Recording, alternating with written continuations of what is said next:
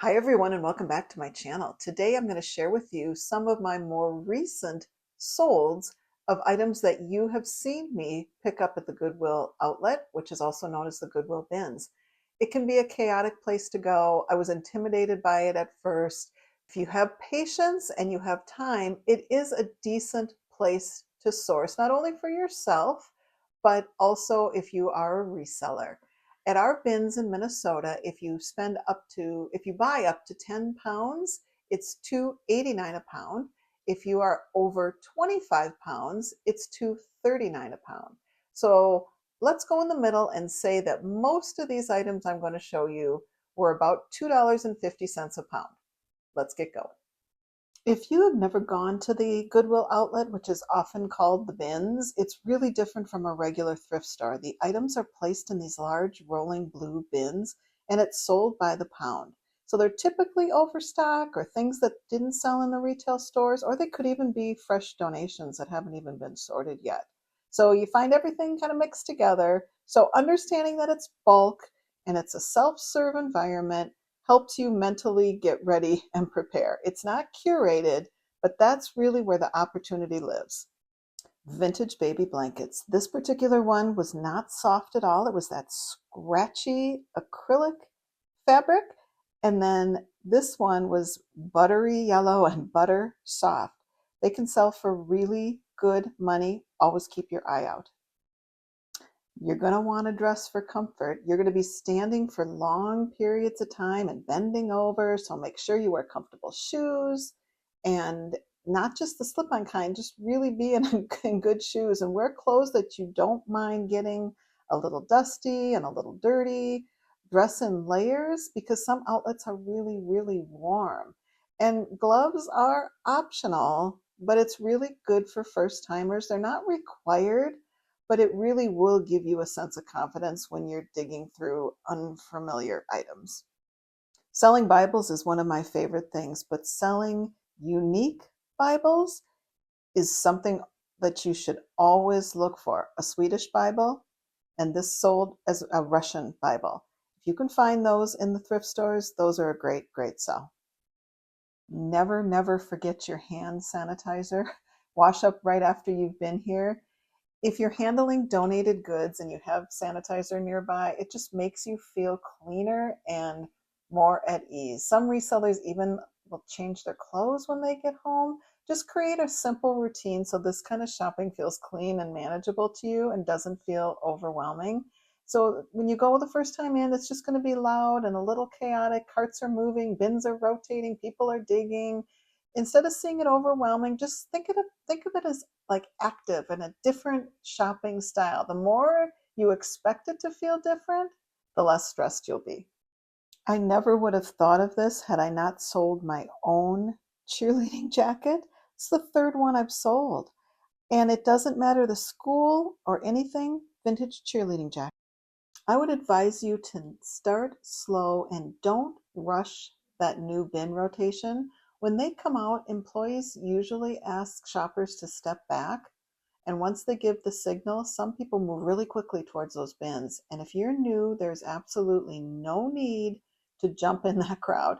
Stand back and just observe and watch how it works. There is plenty of inventory throughout the day. And the goal is just more steady sourcing and not racing. And to be honest with you, I have found more good things that people dig up from the bottom and walk away from. We're all there looking for different things. So don't feel like you have to stand there in that big crowd. I found an entire Ziploc bag filled with refills for Papermate pens. This must have cost pennies. I have so many left to sell. It's not a bad idea to have a plan before you go to the bins. Going in without a plan can kind of burn you out quickly. So decide, are you going to focus on clothing? Are you going to look for only high-end brands? Do you want to look for shoes? I got to tell you, shoes are often separated. So if you find one, you have to dig for the other and it's not always next to it. I don't sell a lot of shoes. I'm not crazy about finding shoes that way. Are you looking for just lightweight items? Do you want things that are seasonal? If you go in with a plan and criteria, you don't feel as scattered. You're just simply scanning for opportunities. A lot of people would walk right past vintage baby clothes. The biggest reason they sell is nostalgia. I think many buyers are grandparents or Gen X, and they want the same outfit for their grandbaby that they wore. I look for 70s, 80s, 90s aesthetic, smocked dresses, and handmade. Always remember to check your items carefully. Take your time, pull your cart over. Because they're sold by weight, you might be tempted to grab things quickly, but the condition truly matters. Check for stains, tears, missing buttons, excessive wear, things that are chipped, things that are broken zippers. A cheap item that you can't sell is still going to be wasted money. You need to take a few extra seconds per item. This was a great find. You saw me pick up a linen tablecloth from Italy. There was actually two. This is the first one that sold for me. So this may seem obvious, but you need to always pay attention to weight. At the bins, heavier is more expensive. A heavier winter coat or a pair of boots may cost several dollars more than a lightweight blouse. That doesn't mean to avoid those heavy items. You just need to calculate the resale value carefully. And there are lightweight, high value pieces that often will bring you the best profit margins. There was a time not that long ago where you could bring up heavier items. I did it at the Brooklyn Park, Minnesota bins, and they would just give you a bulk price. There were heavy blankets I would bring up, and they would charge sometimes $2 or $3. And then one day I walked up, it's like, no, we don't do that anymore.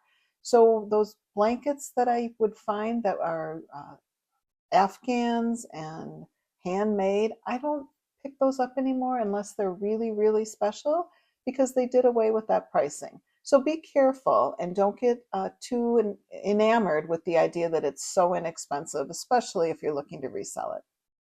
This hat was in a very picked over bin, and it sold for me very quickly. The tag was a giveaway how old it was. And this gorgeous brown clutch, the clasp and the tassel were so high quality, you could just tell by the feel. Don't forget your own bags. Most of the outlets don't provide any bags, or if they do, they will charge for them. So bringing reusable bags really does help with organizing your finds. I have the IKEA ones, the big blue IKEA ones, but I just purchased two Hulken knockoffs. Hulken, the Hulken. I just purchased these from Target. Now I know they're not going to be as stable, but I think this is going to be awesome to have to use and carry around. I'm not sure I'll use them at the bins, but yard sales and the church rummage sales, I think these bags are going to be great. You saw me pick up this Alpenrock Henley shirt. My advice to you is turn it around when the graphics are on the back. The front of it was quite plain, but the back of it was amazing. It's not a bad idea to take breaks if you feel overwhelmed shopping this way. The sensory experience and the noise and the movement and the visual clutter kind of add up. It's okay to kind of step outside, reorganize your cart, or bring water. I always bring water. I don't bring the bottle. I bring plastic. I don't bring it in my regular water bottle because they get stolen there. So just reset yourself because calm decisions at the bins are better decisions. This was a fun find, just sitting in the middle of a bunch of craft items. They were pre-cut panels that people can put together to make nativity scenes. Who would have guessed $55? You should always try and set a budget before you walk into the bins because everything feels inexpensive. It is really easy to overfill your cart. You should decide ahead of time your spending limit. Think about your profit goal and set yourself a time limit, because if you find that you enjoy this way of shopping, you could spend the whole day here. They rotate the carts all the time with brand new, fresh inventory. So boundaries will create discipline for you, and you'll shop more intentionally, and you will avoid buyer's regret. I love finding and selling vintage jewelry. One time I found a small jewelry box with jewelry in it. This one pin alone sold for over $35. It's not a bad idea to learn your outlet's schedule. Every outlet, Goodwill outlet, operates slightly different. Some rotate every hour, others rotate randomly. And when you go in more often, pay attention to the busier days and the quieter days. We don't have it, but does yours offer like a senior discount day? Our bins do not offer that. And then the energy level in the morning, right as you go in, is it quieter as the day ends?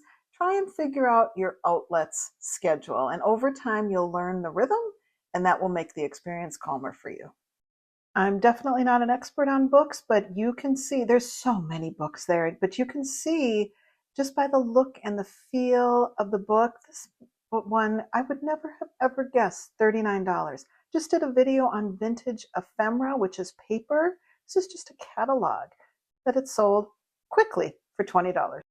One thing that I like to do is organize my cart as I go. Instead of tossing everything randomly in there, I like to take those IKEA bags and put them inside the cart and then try and go through and put like items together. So when you are at the end of your shopping trip and you're looking through your cart and you're making sure everything is what you want, that it's all somewhat organized before you start that process.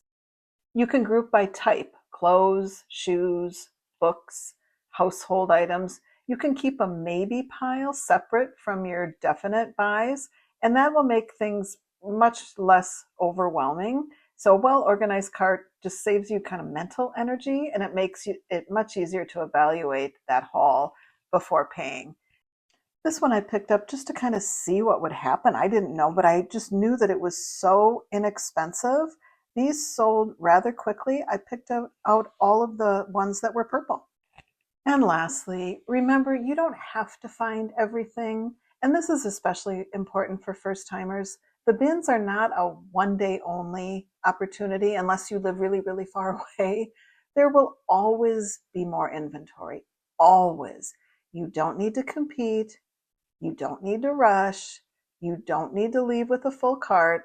Sometimes the best sourcing trips are just steady, they're selective, and they're actually peaceful.